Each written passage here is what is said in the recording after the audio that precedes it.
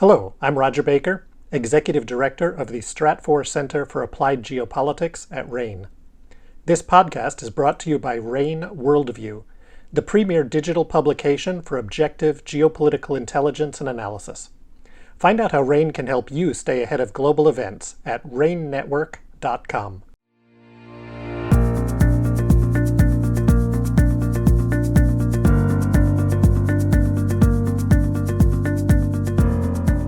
This is RANE's Essential Geopolitics podcast. I'm Emily Donahue. Welcome aboard.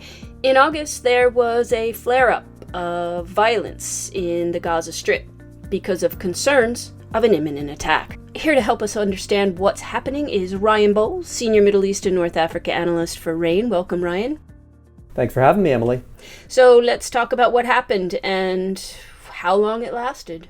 Right, so we had 3 days of fighting between the Israeli military and a group called Palestinian Islamic Jihad, which I'll call PIJ from this point on. Palestinian Islamic Jihad is one of the smaller militias in the Gaza Strip. Hamas are the rulers of the Strip. They're in charge of the government. They're the ones who are the big militia that fought that war with Israel last year. PIJ is one of their allies, but they are smaller, a little bit less capable, and they are not responsible for government.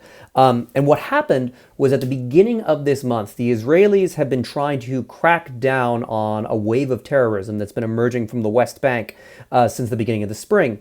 And one of their operations resulted in the arrest of a senior PIJ leader. PIJ then threatened to attack Israel unless he was released. Israel refused to release him, and then the fighting began at midpoint in August. What then followed were 3 days of fighting between the two sides, and it resulted in about a dozen casualties on both sides. And some points, PIJ rockets were landing inside of the Gaza Strip and causing civilian casualties. The Israelis inflicted civilian casualties within Gaza. And then by that Sunday, the operation, this Israeli military operation, Operation Breaking Dawn, began on a Friday, and then by Sunday we had a ceasefire, an Egyptian-mediated ceasefire, very similar to other patterns of conflict that we've seen in the Gaza Strip. And then things quieted down from there, and we went back to the status quo ante before the Israeli military operation began. So what I'm noticing about this is the PIJ is unique. What does this tell us about Israeli and PIJ strategies going forward? So what was interesting about this particular round of violence is that Hamas did not get involved. Hamas has a larger rocket and missile arsenal. They could have caused a lot more damage, and they're supposed to be the ones who protect the Gaza Strip, but they chose to stand aside from this conflict. This was a PIJ-Israeli war, and it was very short because PIJ simply doesn't have the capabilities to sustain a long campaign against Israel. And so what this tells us is that PIJ is now the more hawkish and aggressive faction within the Gaza Strip. If there's going to be a faction that attacks Israel at scale, right now it looks like it'll be PIJ more often than Hamas. And that's because Hamas, over the past few months, has been grappling with an economic crisis. Now, we don't have economic data out of the Gaza Strip that's terribly reliable, but we do know that Hamas officials are talking about banks running out of money. They haven't been able to pay civil servant salaries. They can't afford food and fuel because of the war in Ukraine, causing those price shocks. And so Hamas is prioritizing the economy. Now, to keep the Gaza economy going, they need to get aid from Qatar, and that aid comes through Israel. And that means that Hamas has to decide if they're going to escalate against Israel, they're putting that aid at risk, they're putting their economy at risk, and they're putting their legitimacy as the rulers of the Strip at risk. Now, PIJ doesn't have this problem because they're not part of the government. They're a militia that's armed, and they get support from Iran as well as through smuggling. PIJ is free to escalate whenever they like. So PIJ is able to behave the way that Hamas was able to before they took over the Gaza Strip without any of these serious consequences of actually being a governing body. And this creates a different risk profile because now what we're looking for are moments when PIJ might escalate against Israel even without Hamas's permission. We're also looking at how Israel may be viewing this. Israel may have concluded from this war that they can carry out more aggressive strikes against PIJ, and they did assassinate several senior leaders in this campaign.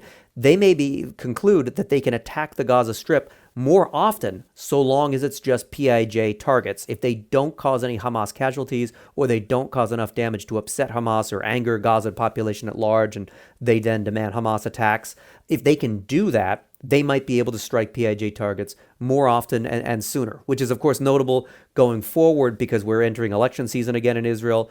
The caretaker prime minister, Yair Lapid, he is trying to show that he's still a strong, security-minded prime minister as he runs for re-election. And attacks on the Gaza Strip, especially on groups like PIJ, is one way to win over right-wing voters. Yeah, but I mean, one of the things that popped out to me is that there were actually fatalities on both sides. And this is not something that is unusual. It seems like these bouts of violence come back over and over again. Are they destined to repeat? And if so, what does that mean for the area? Well, it's a good point, because last year we had an 11-day war that took up a lot of headlines, but ultimately resulted in just going back to the status quo. We've had conflicts through 2018 and 2019 that were sort of simmering. They never escalated to full-scale wars. Those, again, went back to the status quo. The 2014 war went back to the status quo. What we have is damage and casualties on both sides that don't then change the strategic dynamics, except for in a couple of notable things in regards to the Israeli population at large. Each one of these wars changes the Israeli public's attitude towards Gaza and the Palestinian cause, and kind of hardens attitudes towards the Palestinians. They see the Palestinian issue as something that can only be dealt with by military means, and that diplomacy isn't necessarily really worth it. And this makes it so that the peace process becomes even more unlikely. We already have a frozen peace process, and it has no chance of coming back anytime soon, especially without the United States or Israel showing any interest in it at the moment.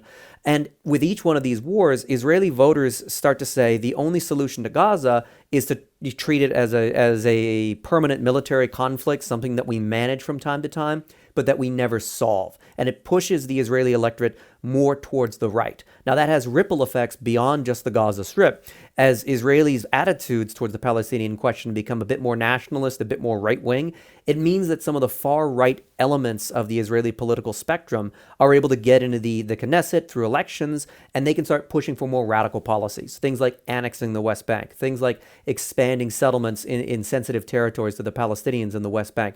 Because the ultimate goal of the far right, as well as a fair bit of the right wing, is to annex the West Bank and make it part of Israel, and they not necessarily know what they have a plan to do with the Palestinians that live there, but the idea is to expand to this greater Israel. And each one of these Gaza conflicts sort of reinforces that narrative may be the only viable one to the Israelis. But if Israel ever does go down that road, they very nearly did try to annex territory in 2020 in the West Bank. If they do that, it's going to be at a possible risk of isolation internationally. The United States would not be on board with annexations. The European Union definitely wouldn't. And their new friends in the Gulf Arab states would be put into a very awkward position where it would look like they had enabled an expansionist Israel. So there would be these repercussions for Israel's own relationships abroad if they start to move in this direction where politically, every politician is incentivized to annex territory, to expand Israel, but internationally, diplomatically, there's such great penalties for that they get stuck in this kind of place where they choose between their voters or their foreign relationships. Many politicians will choose their voters first because that's ultimately who they're accountable to. Ryan Bohl is a senior Middle East and North Africa analyst for RANE. Thanks for that analysis, Ryan. Thank you, Emily. You can read his work in Worldview, which is RANE's geopolitical intelligence solution. Worldview is a professional application that is focused on analysis. It is not a publication about news. Sign up for a trial at ranenetwork.com. That's RANE network.com. I'm Emily Donahue, and thanks for listening.